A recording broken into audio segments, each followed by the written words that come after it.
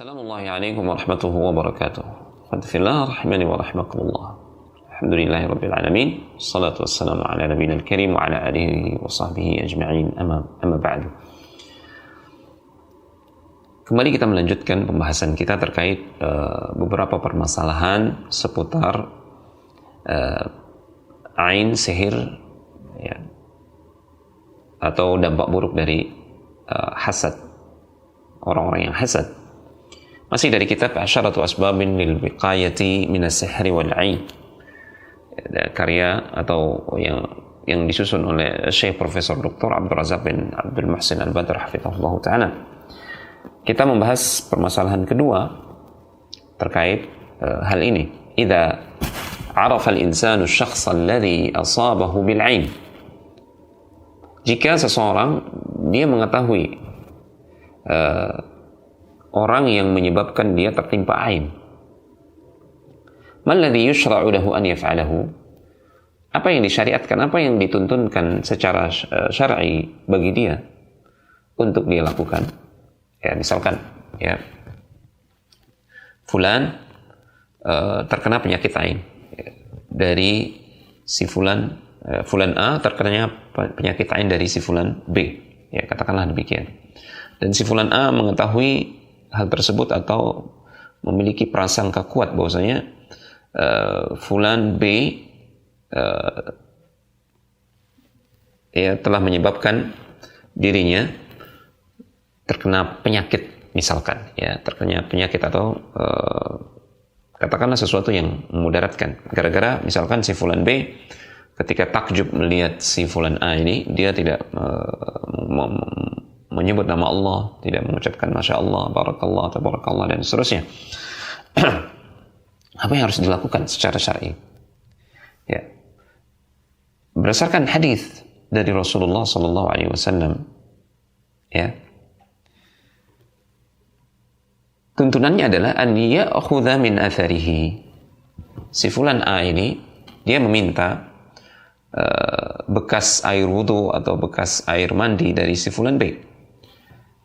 Kal mutabaqi min wudu'ihi idza tawadda'a, ya, sisa air wudu setelah dia berwudu, atau min ghuslihi idza ittasala, atau sisa air dia mandi, sisa mandi dari si fulan B. Thumma yaghtasila man usiba bil 'aini, kemudian air tersebut digunakan mandi oleh si fulan A yang tertimpa sakit tadi. Min hadzal athar au yatawadda'a minhu, dia bisa mandi atau dia gunakan itu untuk berwudu, au yarusha ala badanihi minhu, atau dia percikkan air tersebut ke tubuhnya. Fa'an Aisyah radhiyallahu ta'ala anha qalat, dalilnya apa? Dalilnya adalah sebuah riwayat dari Ibunda Aisyah radhiyallahu ta'ala anha. Beliau mengatakan, kana yu'maru al-'ain fayatawadda'u thumma yaktasilu minhu al-ma'in. Dulu Nabi SAW, ya, memerintahkan para sahabat atau para sahabat yang terkena ain diperintahkan untuk berwudu dan mandi dari sisa air yang digunakan berwudu oleh digunakan berwudu dan mandi oleh orang yang dipersangkakan sumber ain itu berasal dari dia, orang yang menyebabkan terjadinya ain, ya. Artinya si fulan A meminta bekas air wudu atau bekas mandi dari si fulan B, kemudian dia gunakan untuk berwudu, mandi, atau dia percikan ke tubuhnya. Wa yanbaghi liman turiba minhu fadlu ghuslihi aw wudu'ihi an yubadira fi talbiyati hadzal talab. Dan si fulan B ketika diminta sisa air wudu atau air mandinya, dia jangan tersinggung. Jika benar-benar dia tidak menginginkan mudarat untuk saudaranya, maka dia harus menyambut permintaan tersebut. Karena ain itu boleh jadi dia terjadi tidak disengaja, ya, gara-gara takjub, lupa menyebut nama Allah Subhanahu wa ta'ala, lupa mengucapkan doa dan zikir, akhirnya objek atau objek ain itu terkena ain. Orang yang ditakjubi tersebut terkena ain, dan itu tidak disengaja, bisa jadi seperti itu. Maka dia tidak perlu tersinggung ketika dimintai sisa air wudhunya atau air mandinya. Dia harus menyambut hal tersebut, karena itu dengan itu dia bisa mengangkat kemudaratan dari saudaranya dengan izin Allah Subhanahu wa taala. Fa innal 'aina qad tahsulu min ghairi qasdin, karena ain itu boleh jadi dia menimpa seseorang tanpa disengaja. Terkait hal ini Rasulullah SAW pernah bersabda, al-'ainu haqqun, ain itu hak, real, nyata.